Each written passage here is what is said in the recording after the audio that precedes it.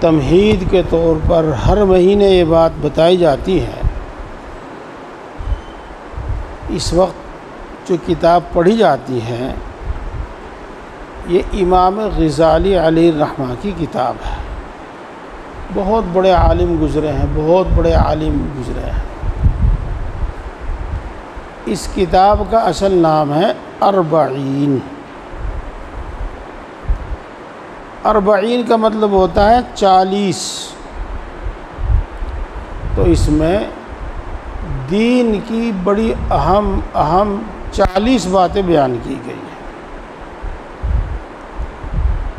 اردو میں اس کا ترجمہ کیا گیا اور اس کا نام رکھا گیا تبلیغ دین۔ وہ 40 باتیں اور بہت اہم باتیں وہی دین ہے۔ ان کو لکھنا اور کتاب تصنیف کرنا، یہ امت تک دین پہنچانا ہے، یہ تبلیغ دین ہے۔ اسی واسطے کتاب لکھی گئی، اسی واسطے کتاب چھاپی گئی، اسی واسطے کتاب اس وقت پڑھ کر سنائی جاتی ہے۔ پیارے بھائیوں، آپ بھی دیکھتے ہوں گے، اور یہ بات بڑے افسوس کی بات ہے، علم ہے تو عمل نہیں، اور عمل ہے، عمل کا کوئی جذبہ ہے تو علم نہیں۔ علم اور عمل دونوں کے جامع بہت کم ہے، اور بڑے افسوس کی بات یہ ہے، اس سے بھی آگے افسوس کی بات یہ ہے کہ دین کی جو باتیں ہمیں معلوم بھی ہیں وہ آدھی ادھوری بلکہ غلط معلومات ہیں، غلط معلومات ہیں۔ اس کی مثال آج جو مضمون پڑھا جا رہا ہے توکل، اسی کو لے لیجئے گا۔ عام طور سے واعظ کہنے والے، تقریر کرنے والے، بیان کرنے والے، کتابوں میں قصے لکھنے والے، اس سے یہ سمجھ میں آتا ہے کہ اسباب چھوڑ دینے کا نام توکل ہے، ترک اسباب کا نام توکل ہے۔ ہاتھ پہ ہاتھ رکھے بیٹھے رہو، کچھ نہ کرو، اس کا نام توکل ہے۔ جوڑ لیا گیا کہ ایسا کرنے سے تمہارے سارے کام بن جائیں گے۔ پیارے بھائیوں، اس کا نام توکل نہیں ہے، اس کا نام توکل نہیں ہے۔ ہم لوگوں کو وہ غلط باتیں جو ذہنوں میں بیٹھی ہوئی ہیں ان کے نکالنے میں بڑی دقت اور دشواری پیش آتی ہے، صحیح بات سمجھانے میں بڑی دقت اور دشواری پیش آتی ہے، اور سب سے بڑی دقت دشواری یہ کہ ہم ہی کو غلط کہنے لگتے ہیں لوگ۔ تو پیارے بھائیوں، توکل یہ ایمان کی صفت ہے، اس سے ایمان کامل ہوتا ہے، اس کے بغیر ایمان ناقص اور ادھورا رہتا ہے۔ توکل کا قرآن پاک میں جگہ جگہ حکم ہے، اور یوں کہو کہ جس طریقے سے نماز فرض ہے ایسے توکل بھی فرض ہے۔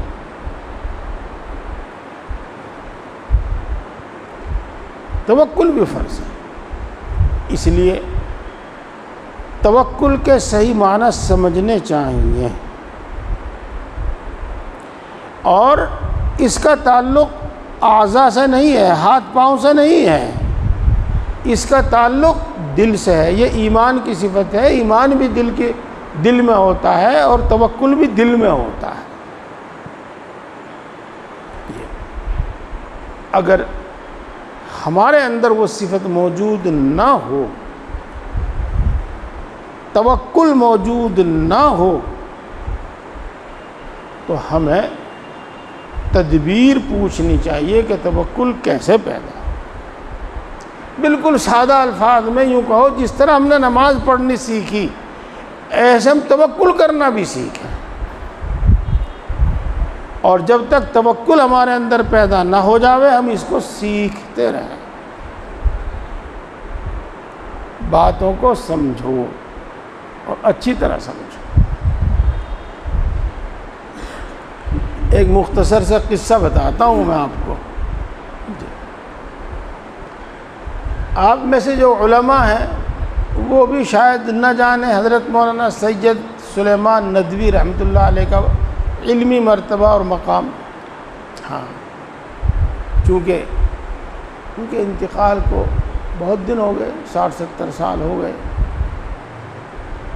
اور پڑھنے پڑھانے کا، مطالعے کا ہم لوگوں کا مزاج ہی ختم ہو گیا. ہم کو تو فکر ہے تعویذ گنڈوں کی تاکہ پبلک ہمارے پاس آوے،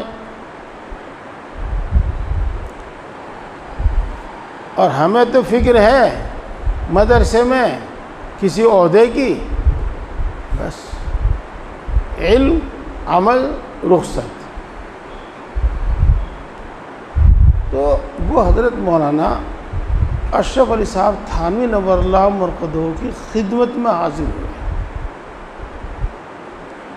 اور پہلی مجلس، پہلی نشست، پہلی مجلس میں انہوں نے جو باتیں سنی، اس کے بعد انہوں نے یہ کہا کہ اب میں حضرت کے پاس رہ کر اللہ سے محبت کرنا سیکھوں گا. کیا کہا؟ اب میں حضرت کے پاس رہ کر اللہ سے محبت کرنا سیکھوں گا. اللہ سے محبت کیسے کی جاتی ہے؟ میں آپ کو یہ قصہ بتا کر یہی سمجھانا چاہتا ہوں کہ توکل بھی سیکھو. جیسے نماز سیکھی، جیسے وضو سیکھی، ایسے توکل کرنا بھی سیکھو. اور توکل ایمانی صفت ہے، ایمان ادھورا رہے گا جب تک یہ صفت اور جو دوسری ایمانی صفات ہیں وہ پیدا نہیں.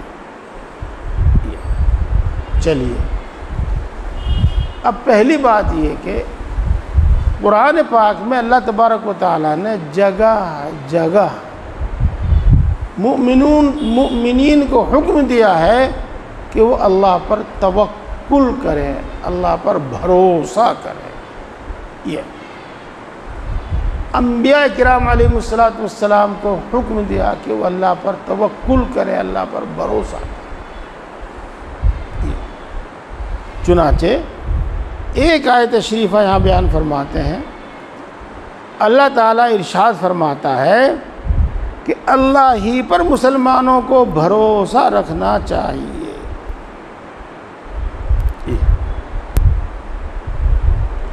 بھروسہ یہ اردو کا لفظ ہے، اور توکل یہ عربی لفظ ہے، عربی لفظ. چونکہ اسلامی اصطلاح میں، اسلامی زبان میں توکل کہا جاتا ہے، تو ہمیں بھی توکل ہی بولنا چاہیے.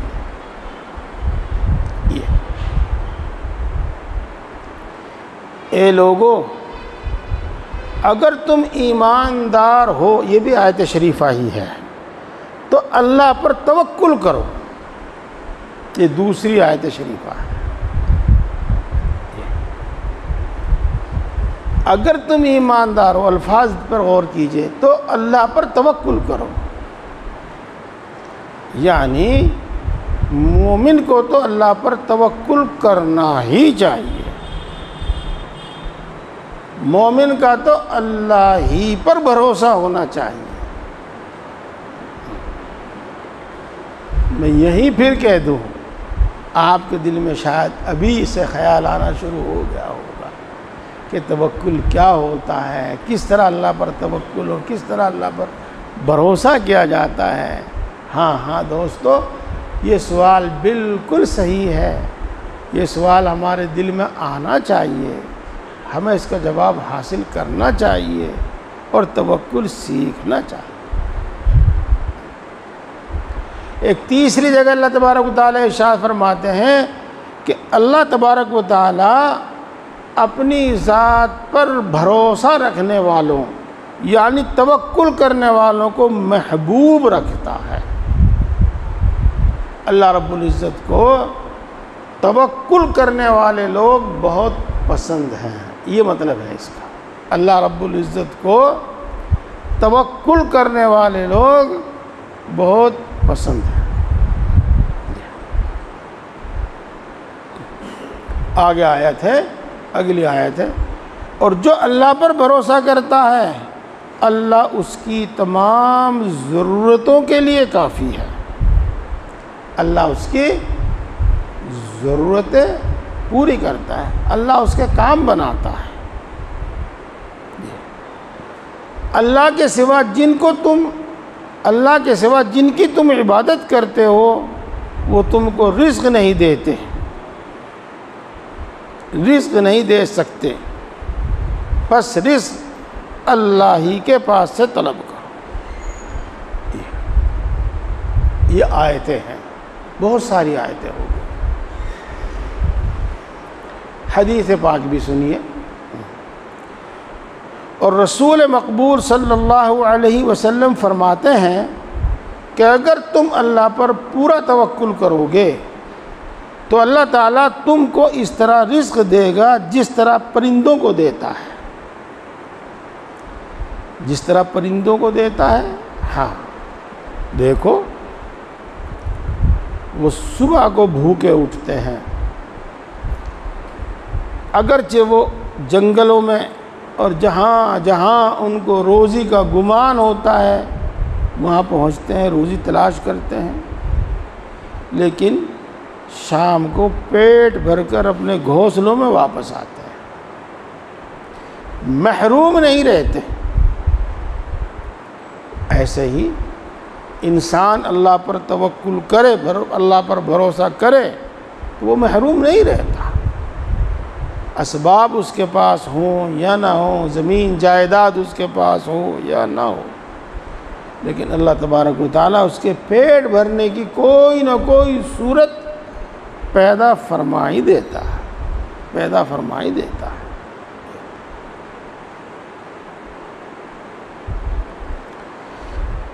یاد رکھو، جو شخص اللہ کا ہو رہتا ہے، اللہ کا ہو جاتا ہے، اللہ تعالیٰ اس کو اس طرح روزی پہنچاتا ہے کہ اس کو وہم و گمان بھی نہیں ہوتا۔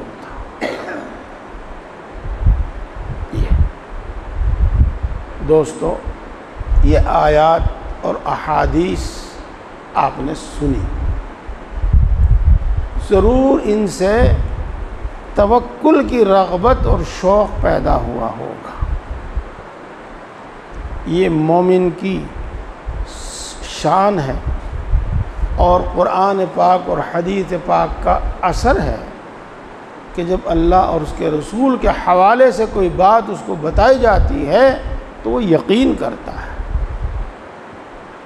ہاں، اس بات پر تو ہم سب کا یقین ہو گیا کہ ہاں توکل کرنا چاہیے، توکل کرنے والوں کو اللہ پسند کرتا ہے اور توکل کرنے والوں کو اللہ محروم نہیں رکھتا۔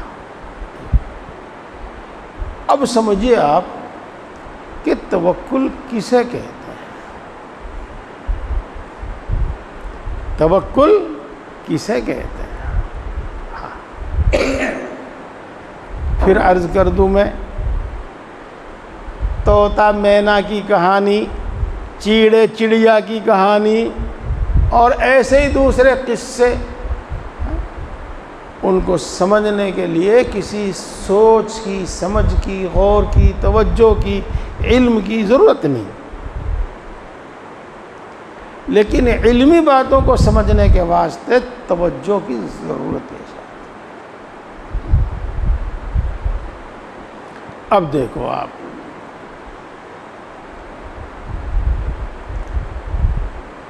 اللہ کی ذات پر ایمان لانے کے ساتھ ساتھ اللہ کی صفات پر بھی ایمان لانا ہے۔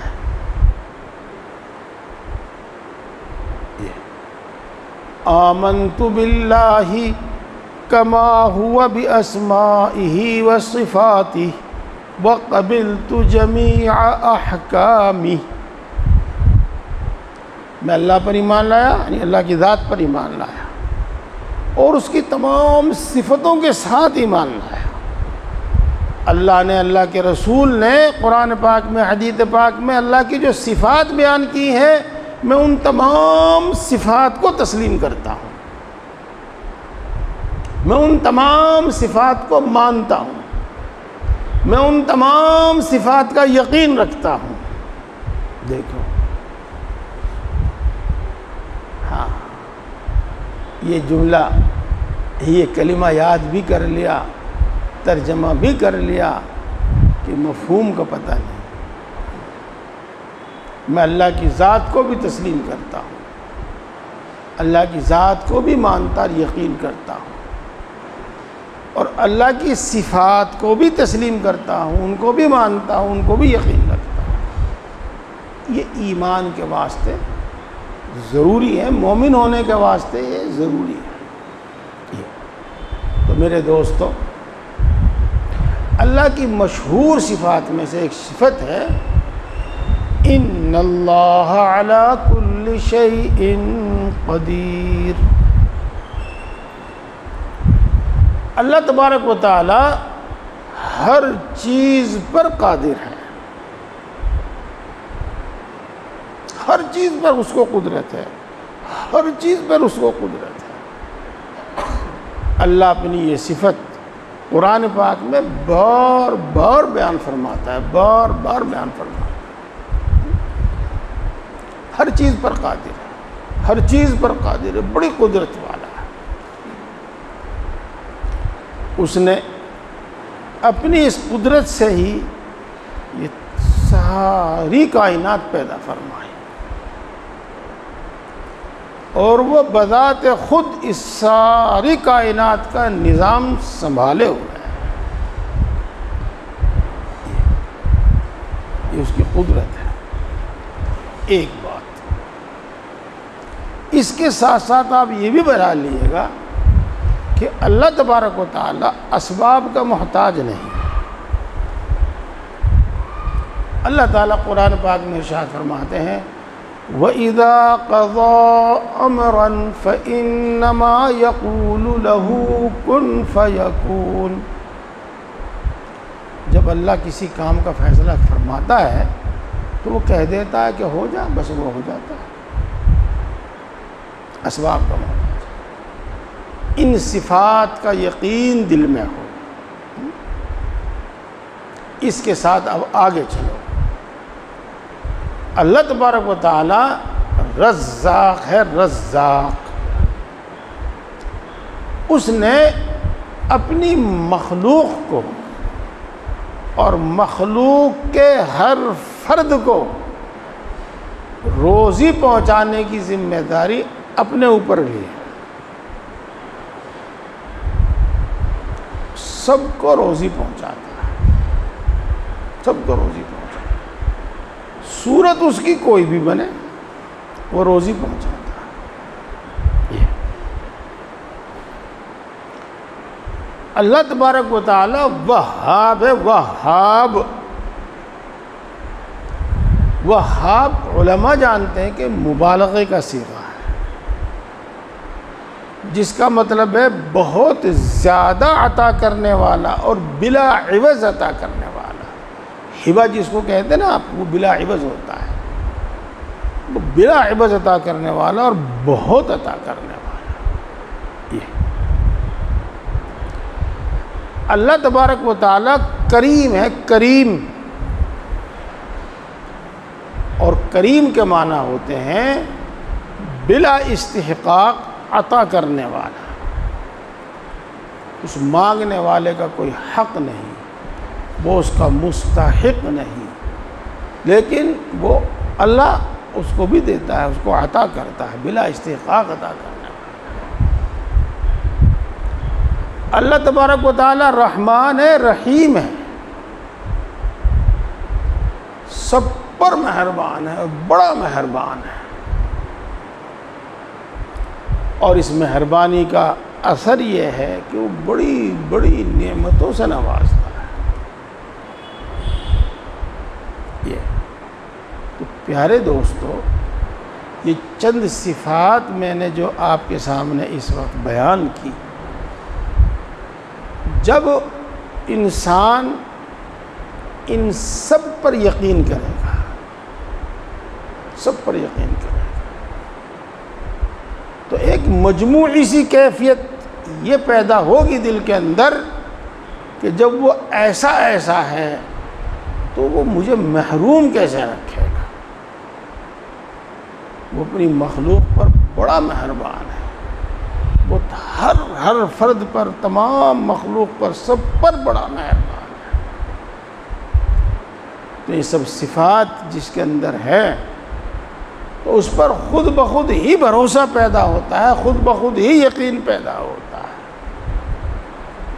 دوستو، اصل میں تو دل کی اس کیفیت کا نام ہی توکل ہے، دل کی اس کیفیت کا نام ہی توکل ہے۔ دیکھو، اس کی ایک مثال دیتا ہوں میں آپ کو۔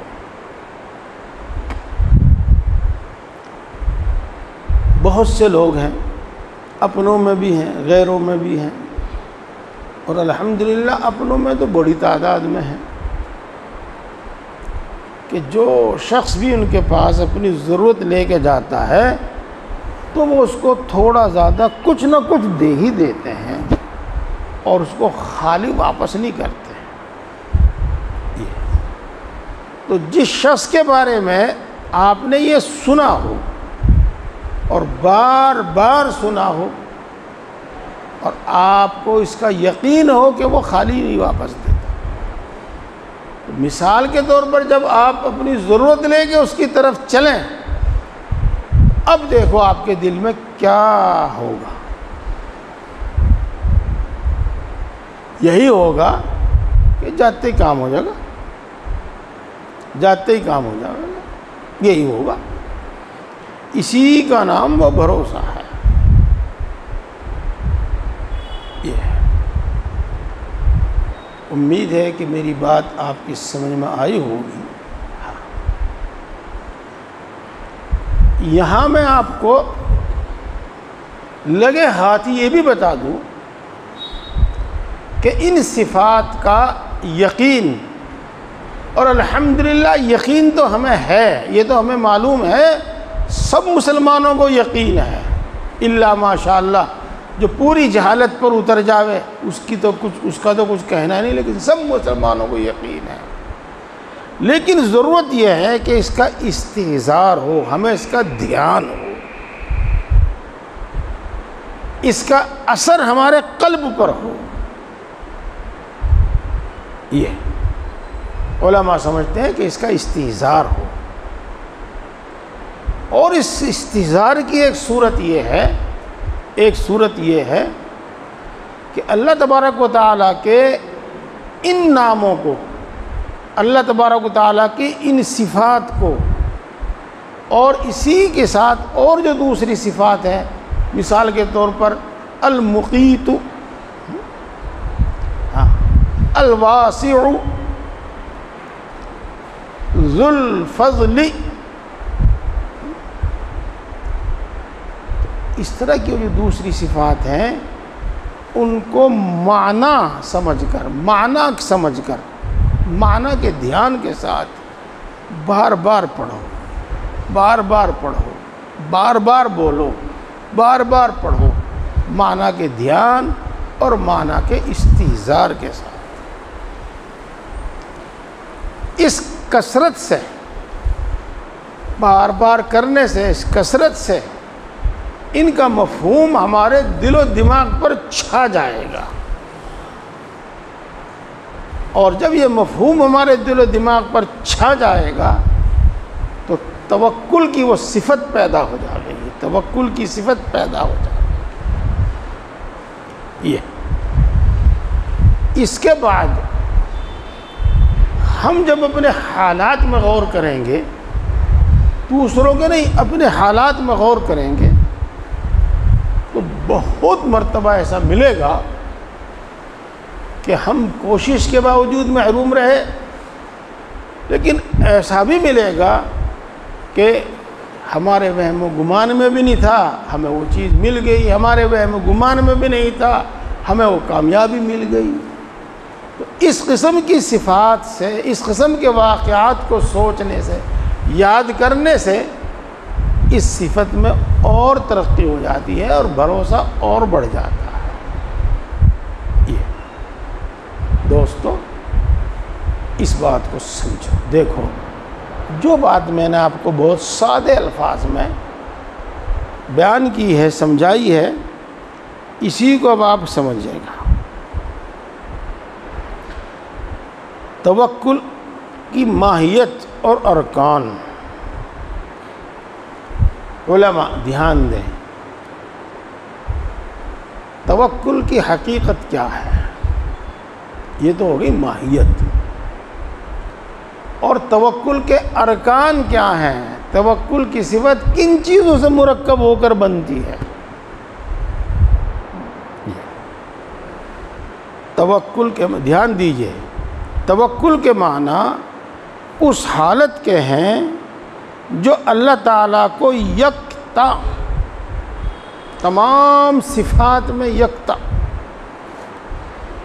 اور فاعل و مختار، فاعل کرنے والا اور مختار، ہر چیز کا اختیار اسی کو ہے، ہر چیز کا اختیار اسی کو ہے۔ اللہ تعالیٰ کو یکتا، فاعل اور مختار اور تمام صفات کمالیہ میں مستقل اور لا شریک لہو سمجھنے سے پیدا ہوتی ہے۔ اللہ اکبر، اللہ اکبر۔ خوب سمجھ لو میرے بھائیو، میں اس کو پھر پڑھتا ہوں۔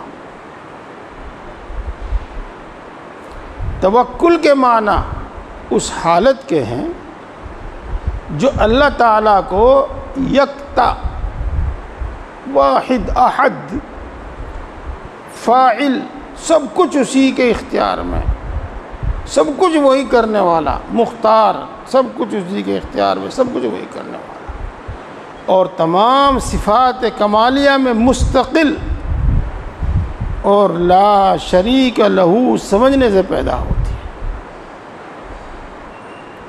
اس کے بعد یہ حالت ایسے کام کرتی ہے، اس کے بعد یہ حالت ایسے کام کراتی ہے جن سے توکل، اعتماد ظاہر ہوا کرتا ہے۔ لہذا توکل کے 3 رکن ہوئے۔ اس کو میں آسان الفاظ میں کہہ دوں کہ توکل کے 3 جز ہوئے، توکل کے 3 جز ہوئے۔ میرے پیارے بھائی، اگر آپ کو سمجھنے میں کچھ دقت دشواری ہو رہی ہے تو اکتائیے گا مت۔ جب تک سمجھیں گے نہیں، جب تک یقین کیسے ہوگا؟ جب تک سمجھیں گے نہیں تو توکل کی صفت پیدا کیسے ہوگی؟ سنو 3 رکن کیا ہیں۔ اول معرفت، آگے اس کا آئے گا بیان، اور یہ معرفت وہی ہے جو میں ابھی آپ کے سامنے بیان کر رہا تھا اور جو انہوں نے ان 2 سطر میں بیان کی ہے۔ دوم حالت، سوم عمل،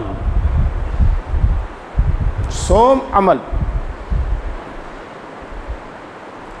معرفت کا تو کچھ نہ کچھ آپ کو سمجھ میں آئی گیا، اور ایک ہوتی ہے حالت، حالت جی، اس کو کیسے سمجھاؤں میں آپ کو؟ اللہ کچھ آسان الفاظ، آسان تعبیر میرے دل میں ڈال دے۔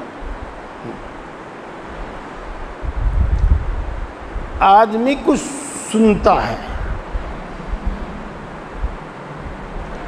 کوئی شخص اپنا دکھ درد آپ کے سامنے بیان کر رہا ہے اور آپ سن رہے ہیں، اس کی حالت آپ کو معلوم ہو رہی ہے، جان رہے ہیں، آپ کو اس کا علم ہو رہا ہے، یہ تو علم ہے، علم ہے۔ ہاں، اس کے بعد پھر آپ اس کی ان دردناک کہانیوں سے متاثر ہیں یا متاثر نہیں ہیں۔ اگر آپ اس کی باتیں سن کر متاثر ہوتے ہیں، دل آپ کا پسیجتا ہے، اس کی دکھ بھری کہانیاں سن کر، اس کا دکھ بھرا حال سن کر آپ کو بھی دکھ ہوتا ہے، تو یہ ہے حالت، یہ ہے حال۔ یہ اللہ تبارک و تعالیٰ کی ان صفات کو سننے کے بعد ہمارے دل اس سے کیا اثر لیتا ہے؟ اس میں کچھ تبدیلی آتی ہے یا نہیں آتی؟ کیا اثر لیتا ہے؟ وہ ہے حالت۔ پھر عمل ہے۔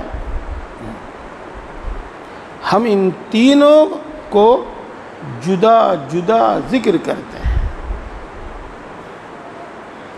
اللہ اکبر، اللہ اکبر۔ کیا وقت ہوا؟ 6:30۔ اچھا، ابھی تو ہے وقت، ہو جائے گا تھوڑا سا بیان۔ زیادہ بیان نہیں کرنا چاہتا میں، زیادہ دیر تک توجہ نہیں رہ پاتی۔ توکل کا پہلا رکن معرفت یعنی توحید۔ اس کو سمجھنے میں آپ کو کوئی دقت نہیں ہوگی، میں تفصیل سے بتا چکا ہوں۔ یعنی پہلا رکن توکل کا معرفت یعنی توحید ہے، جس کا اقرار کلمہ توحید میں کرتے ہیں۔ کیا؟ کہ اللہ کے سوا کوئی معبود نہیں، وہ یکتا ہے، احد ہے، واحد ہے، اس کا کوئی شریک نہیں، یہ اسی کا ملک ہے اور وہی حمد و ثنا کا مستحق ہے، تعریف کا مستحق ہے، وہ ہر چیز پر قادر ہے۔ یہ اللہ کی صفات ہے۔ اس میں اس مضمون کا اقرار ہے کہ اللہ تبارک و تعالیٰ قدرت والا ہے، اللہ تبارک و تعالیٰ سخی ہے، اللہ تبارک و تعالیٰ حکمت والا ہے،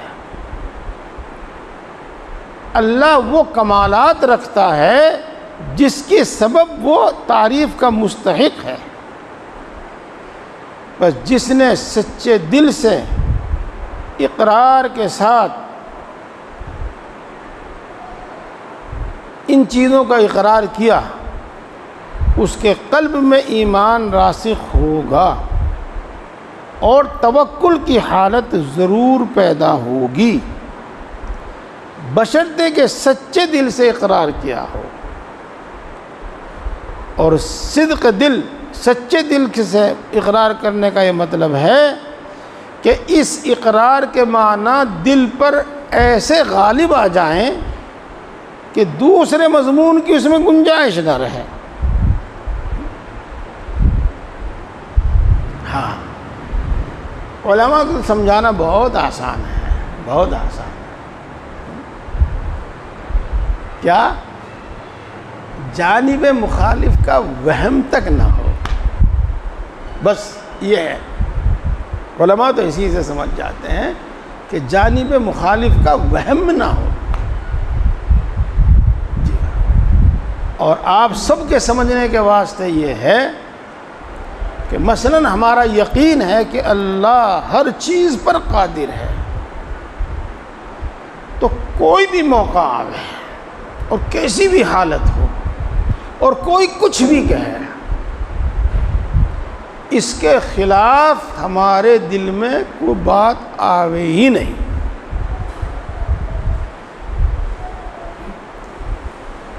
اللہ تبارک و تعالی سارے عالم کا نظام چلاتا ہے، وہی فاعل ہے، وہی مختار ہے، بلا شرکت غیر، اس میں کسی کی شرکت نہیں ہے۔ یہ مضمون دل میں اتنا بیٹھ جاوے، اتنا بیٹھ جاوے، اتنا بیٹھ جاوے کہ حالات ہم کچھ بھی دیکھیں، ہمارے اوپر کیسی بھی حالت بیتے اور کوئی ہمیں کچھ بھی بتاوے، کوئی ہمیں کچھ بھی سمجھاوے، لیکن اس کے خلاف ہمارے دل میں بات آتی ہی نہیں۔ پیارے بھائیوں، بڑا مشکل کام ہے، بڑی محنت کا کام ہے، بڑی محنت کا کام، بڑی محنت کا کام۔ یہ جو بزرگان دین کو آپ دیکھتے ہیں الا اللہ گھنٹوں گھنٹوں، وہ جو دیکھتے ہیں اللہ اللہ 6,000 12,000 24,000 مرتبہ روزانہ، وہ اسی لیے ہے کہ اللہ، اور اللہ یہ لفظ ایسا ہے جس میں کمال کی تمام صفات موجود ہیں، بار بار کہنے سے، کثرت سے بولنے سے وہ دل پر مستولی ہو جائے، غالب آ جائے۔ اللہ، سنو سنو سنو، دھیان دیجئے، سب دیجئے دھیان۔ ہم آپ کو یہ بتاتے ہیں کہ لا الہ الا اللہ، لا الہ الا اللہ، ذرا ہلکی آواز سے کہو، گردن ادھر لے جاؤ، پھر ادھر جھکاؤ، پھر ادھر لے جاؤ، پھر ادھر جھکاؤ۔ تو اس کی بھی بڑی حکمتیں ہیں۔ تھوڑی سی بلند آواز سے بولنے سے دل کے اندر گرمی آتی ہے، نرمی آتی ہے۔ اس گرمی اور نرمی سے لا الہ الا اللہ کا مضمون دل میں اترتا ہے۔ سن رہے بھائی؟ ہاں، تو یہ ہے، یہ معنی اقرار، یہ معنی ہے کہ اس اقرار کے معنی قلب پر ایسے غالب آ جائیں کہ دوسرے مضمون کی اس میں گنجائش ہی نہ رہے۔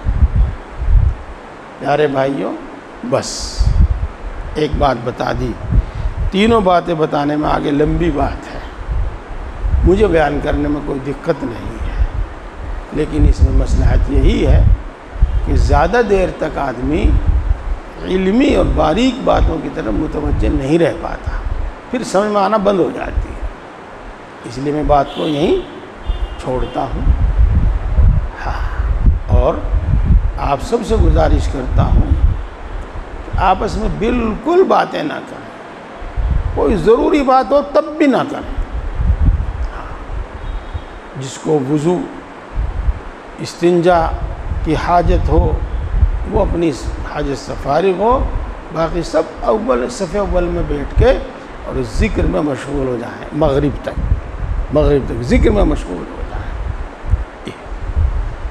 جب ضرورت پڑے اپنا استنجا کریں، وضو کریں۔ اللہ تبارک و تعالی ہم سب کو اپنی محبت و معرفت عطا فرمائے، ایمان کامل عطا فرمائے، اور سچی طلب اس کی ہمارے اندر پیدا فرمائے۔ سبحان اللہ و بحمدہ، سبحانک اللہم و بحمدک، اشہد ان لا الہ